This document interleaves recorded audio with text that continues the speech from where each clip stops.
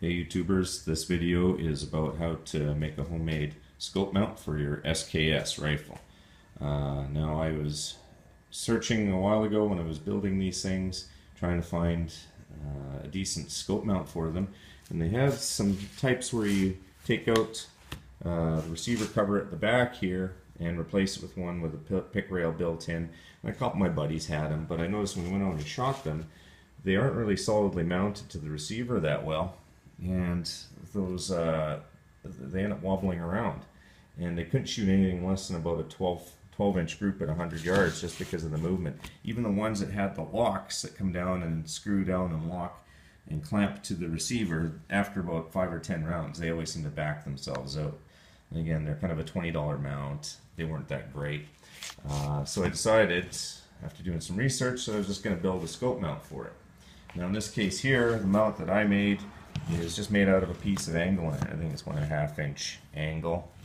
A couple holes drilled in it and drilled and tapped into the receiver, and I just use these fancy Torx type screws. I think they're a 628 or an 838 screw. I can't remember what type, but any of those number 8 fine thread machine screws or number 6 machine screws is good enough for an SKS that I found, you know. And being up here in Canada, these SKSs are quite cheap, even these Russian ones. I bought this one a few years back and it was 160 bucks from the store right out of the packing crate. So I don't mind chopping it up and doing a little bit of modifications to it. And it seems to work well, especially with this stock. These stocks here actually fit a little lower and they give you a bit more room to machine in this rather than with the wood stocks. If you're using the normal wood stock, you probably have to cut it down a little bit in order to get this the bottom part to fit properly and have enough meat to get the screws to hold. But in this case, it worked quite well. And on top, I just used a chunk of pick rail. I ordered from this company called Fitco. I was looking for sections of pick rail bar, and nobody seemed to carry it, at least a few years ago. I think it's easier now. But this place sold it by the foot. And so I bought a couple chunks of it. There was about 10 bucks a piece, and they sent it right away. Interesting, another thing to note, Fitco also sells, like on the scope, I bought these mounts. They sell all sorts of optic stuff. It's kind of cheap, low-end stuff, but it does work. I also bought a scope from that company. It was a $15 scope. I thought, got nothing to lose, I'll give it a try. And their Fitco scope, they advertise as super clear optics and all this sort of stuff. It looked like someone smeared Vaseline all over the lenses. I just went cross-eyed using it. It was the worst rifle scope I've ever seen, even worse than my kids' Nerf gun scopes, so it was kind of a laugh. Now I just took it apart and just to see how optics are set up and things like that. So it's definitely not something you want to use, but no, I guess you get what you pay for.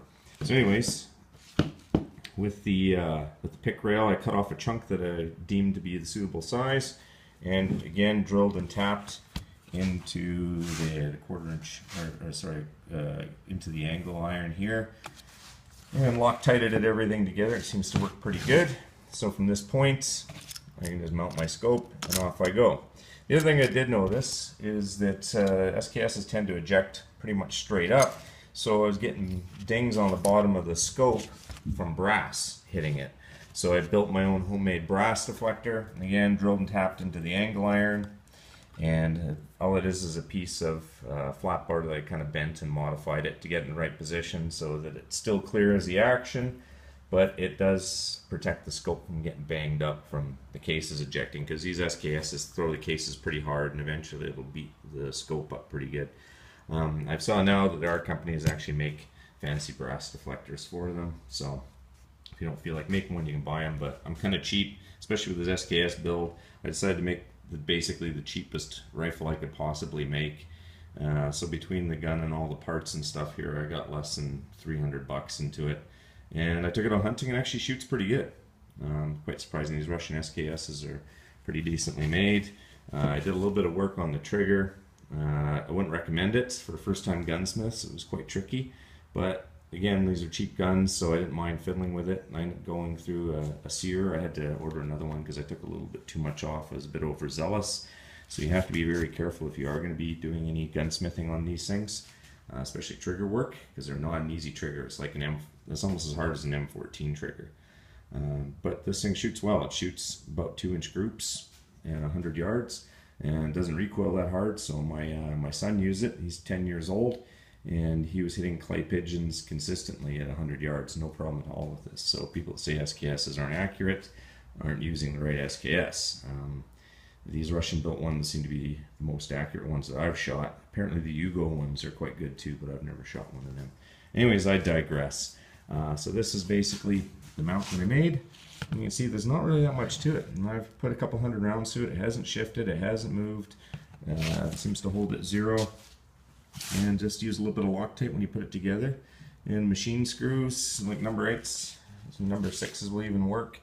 And that's really about it.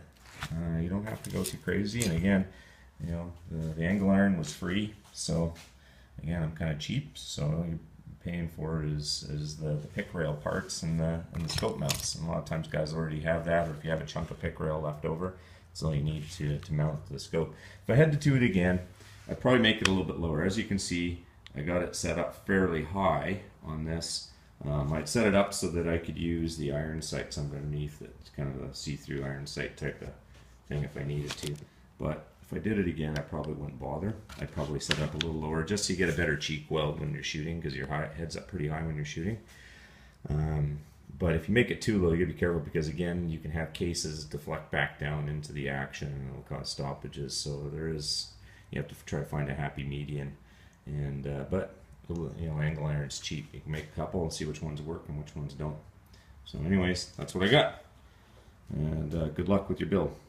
Bye.